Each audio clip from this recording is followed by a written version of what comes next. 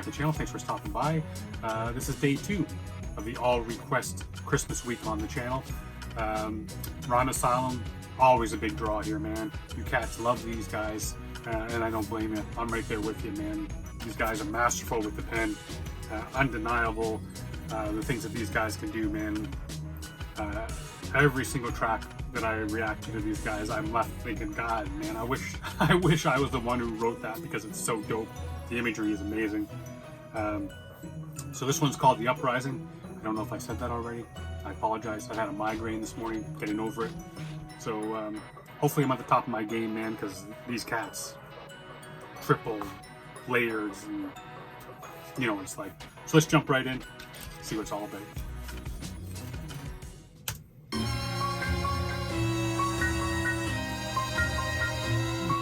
Fuck the good book, La Veille stood me in good stead. My shadow ain't breathing after following my footsteps. I look dead but I'm wide awake. Catch bullets between my eyelids in a firing range. I'll throw you in a lion's cage and drive away before you catch my poetic license plate. Force climate change. I'm bringing this shit back. Cyclone right off the top, man.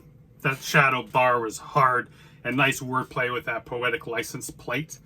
Because you know when a writer kind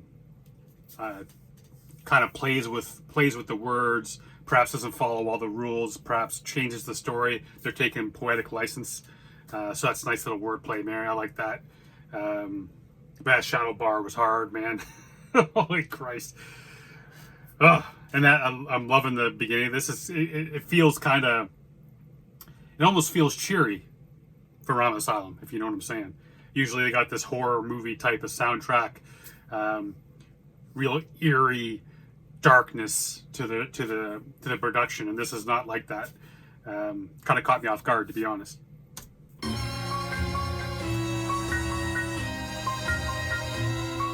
Fuck the good book, La Veille stood me in good stead. My shadow ain't breathing after following my footsteps. I look dead but I'm wide awake. Catch bullets between my eyelids in a firing range. I'll throw you in a lion's cage and drive away before you catch my poetic license plate. Force climate change, delivering cold punches. I'm blizzard from primal rage. Breathe suicidal blade, reverse your survival trait. So against your instincts you die in vain.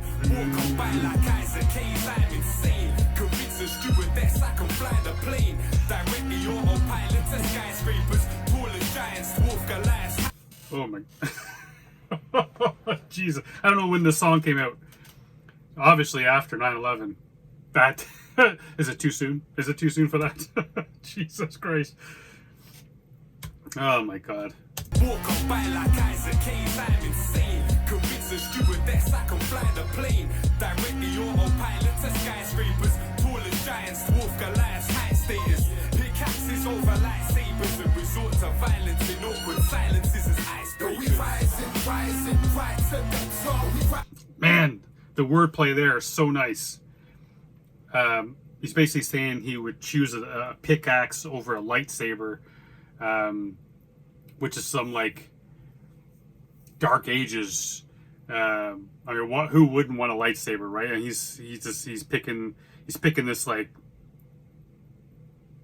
I don't know, barbarian type of tool, or like this old timer tool compared to this science fiction type idea. Then he brings that shit down into the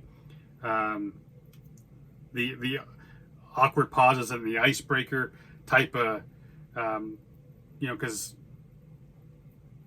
usually that's when they're, you know, when you're trying to break the ice with someone, there's always that awkward pauses, and he's saying he prefers violence over those awkward pauses. Then he brings in, or he uses violence to break the ice when it's awkward pause, and then the ice, or the pickaxe is often used to breaking up ice, like bringing all that shit, man. Just that multi-layered, like how I said off the top. It's just these guys. In awkward silences as icebreakers. We rising right to the top. We rising as high as the gods. We rising whether you like it or not. Rhyme Asylum unlikely to stop. What? We rising right to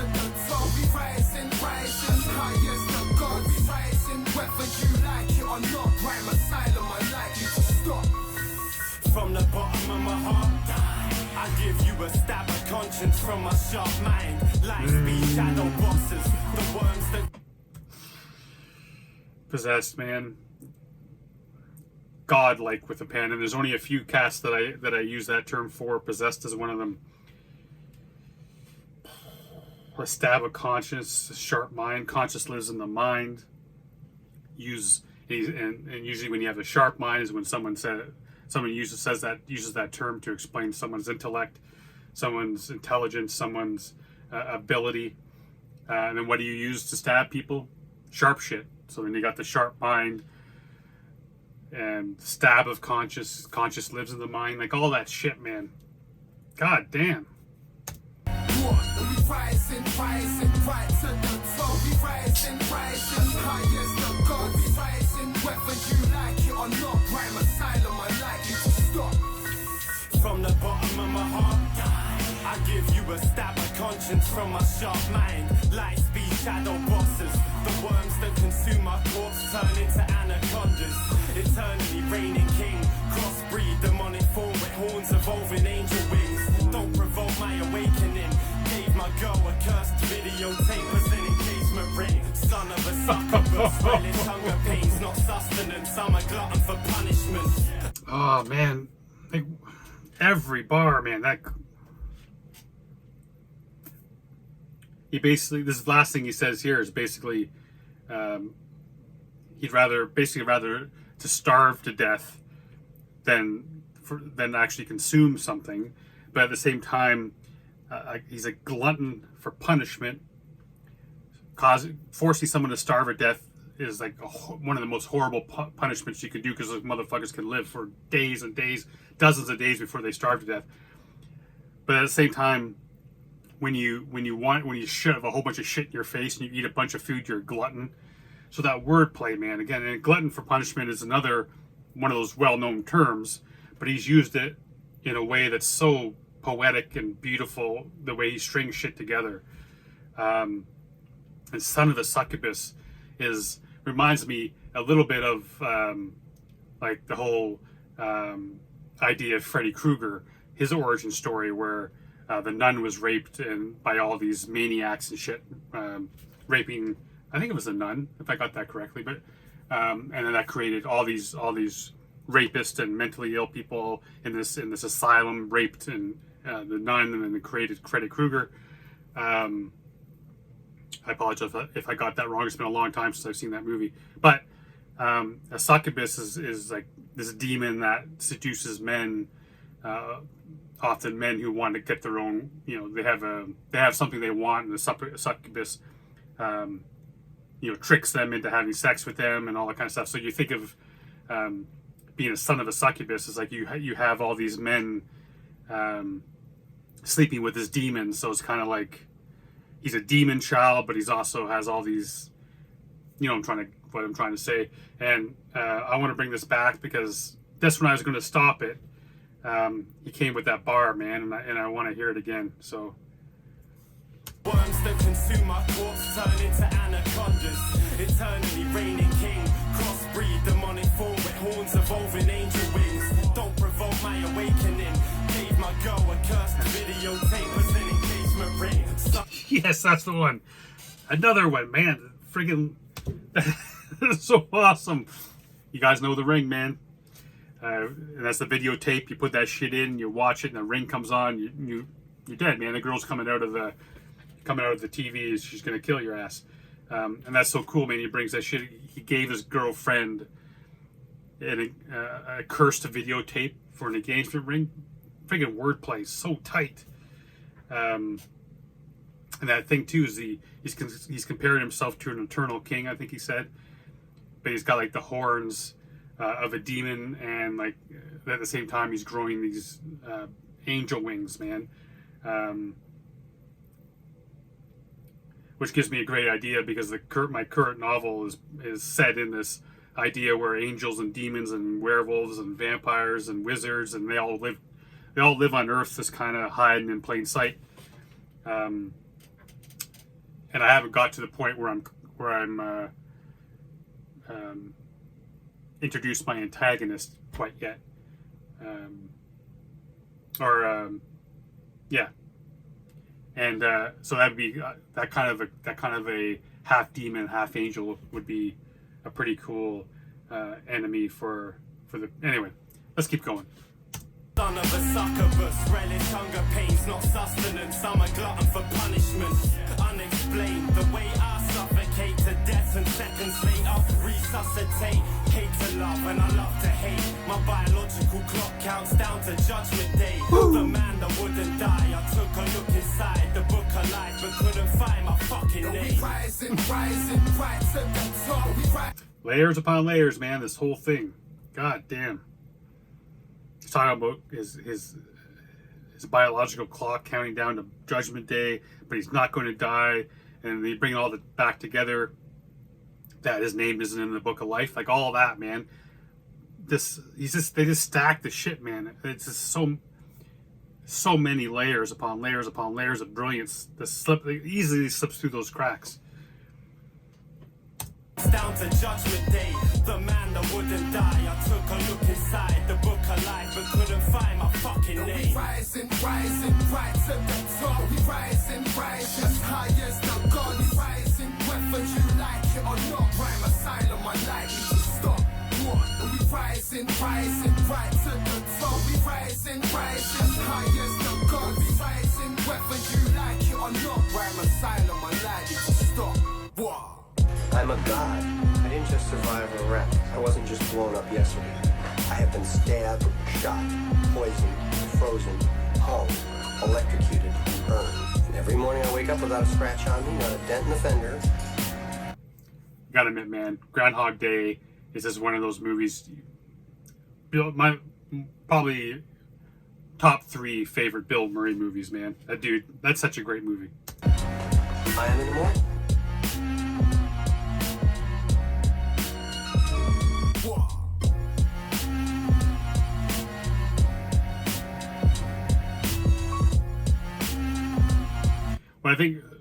What I think is kind of cool with this too is, it just pops into my head, is that right there's like, I'm Immortal, and I don't know if they did this on purpose, but if it did, man, big big props for this. But it's almost like, because I have this, it reminds me, it's almost like that 1930s type of music you would hear in like the 1930s black and white type of movie. It's just that time period music. But at the same, so they're using that, and then they're doing hip hop. So it's kind of like, it'd be like they've made their way through all the decades and decades of music. They've seen everything because they're immortal, kind of idea. Just merging the two seems like it's, and I mean, it may not have happened on purpose. It's just, to me, that seems like a cool little nugget that could or may not be there. I don't know.